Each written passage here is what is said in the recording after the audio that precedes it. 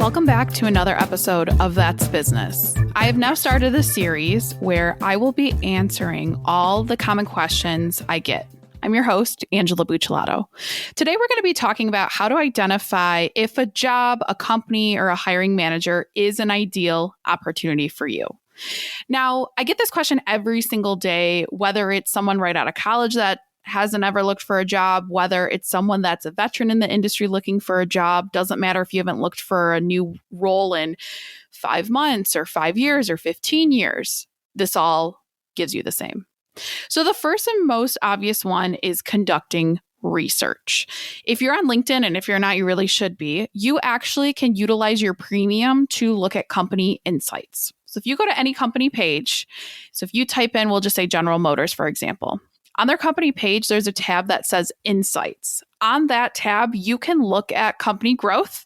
You can look at the average tenure of employees that stay there. And you could look at what divisions have had specific growth. And on the opposite side of that, you could see which ones have not.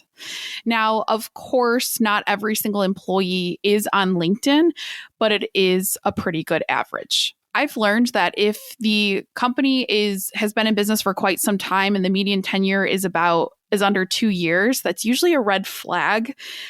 Could be a lot of high turnover, could be bad bosses, it could be a culmination of factors, but I have learned that number is pretty dang accurate there. If there's a reason why there was a huge drop in layoffs or everything, understand why that was. With the pandemic, of course, a lot of companies did lay people off in March of 2020 or Q1, Q2 of 2020. But how drastically did they lay people off? Did they lay off half their workforce? Did they do this just a handful of people? Like, what did that exactly look like? Other things you can really do, kind of going off of the LinkedIn train, is reach out to people that work there off of LinkedIn. It doesn't hurt to send a quick message that says, "Hey, John, I see you work at General Motors. I've been considering a career transition. How have you liked it there?" You're not asking John to do much. You're not even asking him for anything. You're just asking him to talk about his experience. Now, I did have a client, I told them to do this. And funny enough, when they reached out to whatever company it was, the person actually had replied back and said, "Oh, yeah, actually, I'm leaving. I just put in my 2 weeks notice. I did get a better opportunity." And that individual there had let my client know they were looking, which saved him a lot of headache there.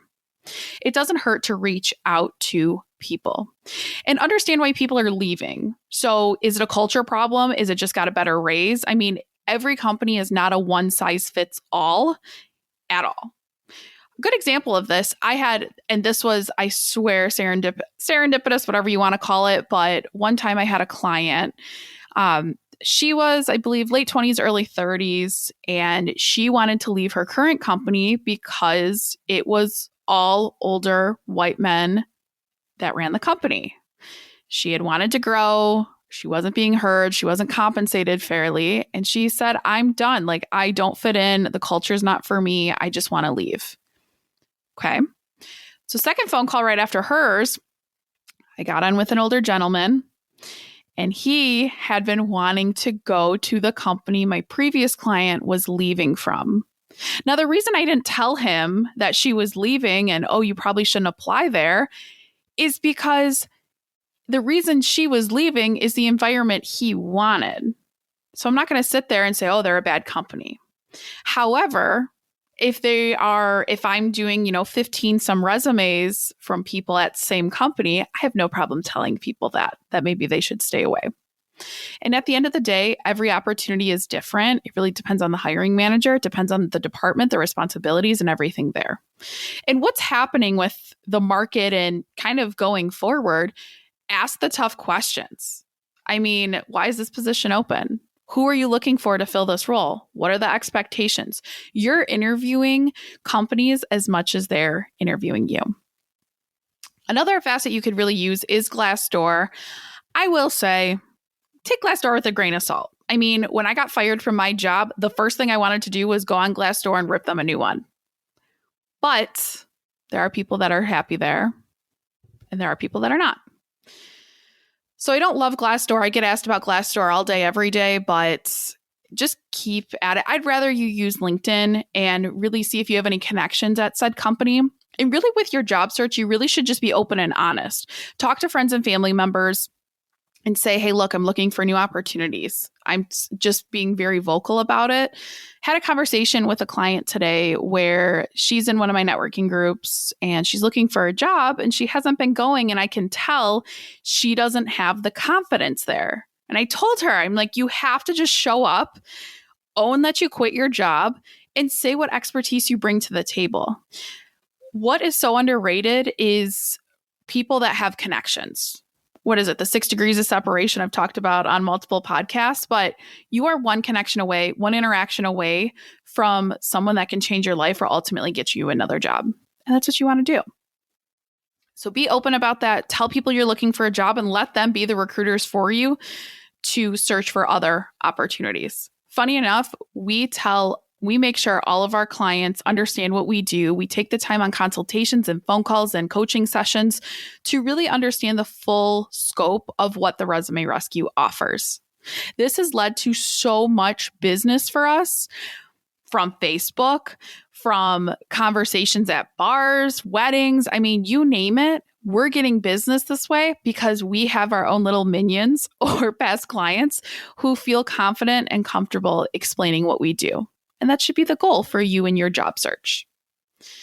Now, other things going back to when you're interviewing, there isn't like a specific formula you can really use to identify if an opportunity is right for you.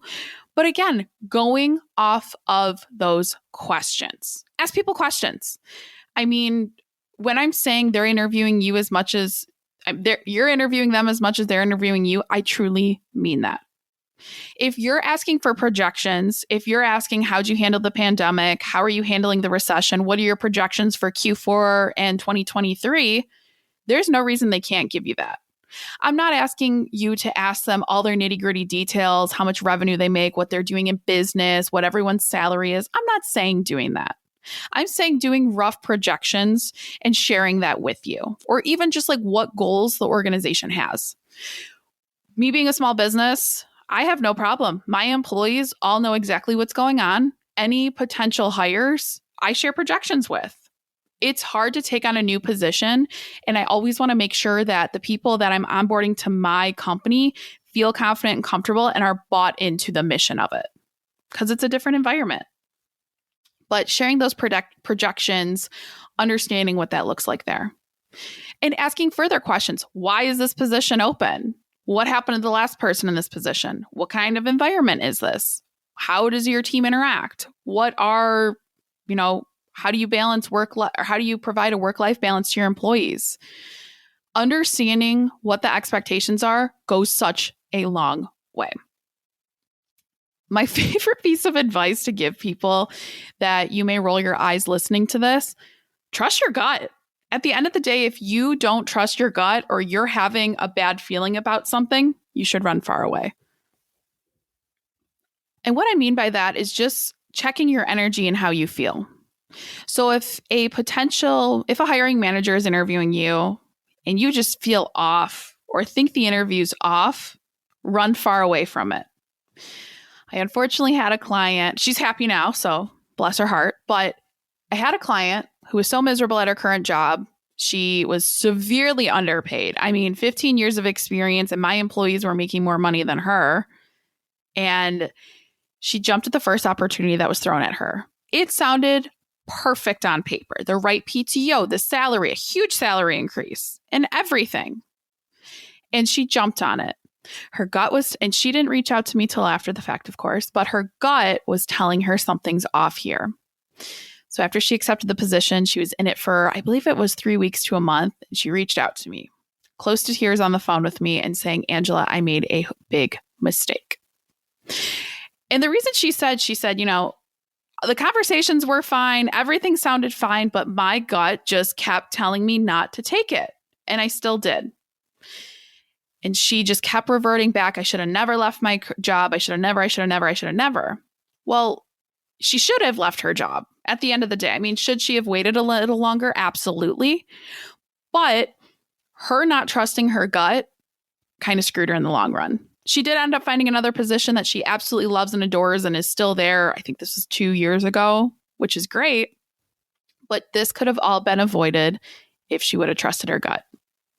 And it's hard to understand. I mean, am I saying this whole perfect formula is going to make sure nothing goes wrong? No. My last position before I started this company and this podcast, everything sounded great. It was a $15,000 increase in salary. It was 10% commission. It wasn't a bad commute. I vibed well with everyone in the office. I felt good about it. And that was the first position I took. I really wasn't actively looking. I was just so wanting to get out of my position I was in at the time. And I did take it. 3 weeks into that role, I knew I had made a mistake. I vividly remember sitting in my car at lunch crying. And those of you that know me, you know I'm not a crier. But I remember sitting in my car crying, knowing I made a huge mistake. And my first reaction was like, oh, I shouldn't have left my other job. No, I should have, because my other job was paying me an unlivable wage. And thank God I was still living at home and I had that privilege to do that. But there was no way I was going to survive. And I remember I sat in my car crying and everything went downhill from there. I'm like, well, my coworkers are great. I don't know. Maybe I should just stay. I ended up staying 2.5 years. 2.5. And it took me getting fired to get out of that company. But I wasted 2.5 years of happiness. I was so miserable. So miserable. And what a big question I keep getting asked recently is, oh, I don't want to seem like a job hopper. Let me sit here and tell you something. A job hopper is somebody who gets a new job every 2 to 3 months. That's a job hopper. Not if you get a new job every year, every 2 years, 3 years, 5 years. That's not a job hopper. Okay? And if a company is going to be so hard on you, or a hiring manager, and not want to hire you because you hopped jobs, they're probably an old school company and not in the good old school way. They're probably going to be a toxic manager. They're probably going to be micromanaging you. And that's not the environment you want to work in. You need to be yourself in interviews. You need to put your personality out there, because you spend 40 plus hours a week with your coworkers and at your job, at least 40. So if you're professional Angela, if I was professional Angela and personal Angela, it would be so hard to turn on and off. Granted, am I slightly different? Sure. Do I swear a little less? Sometimes. I do swear a lot for those of you that listen. But it comes down to, I want that overlap. There's this whole concept of like work-life balance. And yes, I do agree with it, of course, but you shouldn't be one person by day and another person at night, in my opinion. You want to find the environment you thrive in. You want to find the company and hiring manager and coworkers that really love you for who you are, because you're going to be happier at the end of the day. I cannot stress that enough. But you want to show up to these interviews, take them seriously, ask the questions, and don't feel like they have the advantage. The ball's in your court. If you're employed right now, and even if you are miserable, you can make the decision. You don't have to jump at the first opportunity that's thrown at you. And there's nothing wrong with getting opportunities that maybe don't align with your career path. When I got fired, I worked for Boar's Head. I scrubbed toilets. I was the yes friend to any small projects, babysitting, you name it. If I put my resume together with truly everything on it, it would be a shit show, for lack of a better term. But all of those positions and working part-time and on a contingent basis helped me get to the money I needed to survive. I did the math. I said, what did I need to make daily to survive, to pay my mortgage, to pay my bills? And that came down to $100 a day. Some days I wouldn't make any money. Some days I'd make a few $100s to save me from the rest of the days. But there's no shame in doing what you need to do to survive. My first employee I hired, which shout out to Destiny, we love her dearly. She, I believe, was at her job for a few months when she had reached out to me. And ideally, she had reached out about her resume, wasn't completely ready to jump ship yet. But I had said, hey, I want to interview you. Her reason for wanting to leave was because she got into a role that she was promised, that she wasn't doing sales, she wasn't cold calling, but then it turned into that was her whole role. And me being a former recruiter, I was like, oh, that makes sense. That would make me mad too. There was no other way for her to know that was going to happen. And good for her for looking and finding happiness there. But a good hiring manager understands why you're looking and respects the hell out of you for that. If that's your deterrent away, their deterrent away from hiring you, just run far away, please. You really should understand your worth with all of this. You really need to understand the right opportunity, the right environment for you, and just like make sure the stars align. I keep telling clients, you can have your cake and eat it too here in this market. There have been hundreds of thousands of jobs added. Unemployment, I mean, depending on when you're listening to this podcast, is under 3% right now. And that's where, yes, we're seeing in headlines these massive layoffs and all these things happening. Automotive traditionally lays people off every single year. It's just not the top news story. So just remember that when you're nervous about looking for a job. It's not a bad thing to want to look. You should be. You should consistently doing it. You don't want to be like me and stay at a role for 2.5 years and be miserable and just waste so much time there. You need to get raises regularly. You need to get the vacation time you deserve. A job will always be there. There's always a new opportunity, but you can never get time back. And that's what I want to reiterate and remind everyone. Do your research. Look through companies, look at what you're passionate about personally or professionally, and look for companies you want to work for. And if you're not sure how to get started, or you're not sure if your resume or LinkedIn or anything is aligned, reach out. You know, I offer free consultations, free, no obligation consultations that we can review your resume and LinkedIn and make sure the right opportunities out there. Thank you for listening to another episode of That's Business, and tune in next week for another one. Thank you.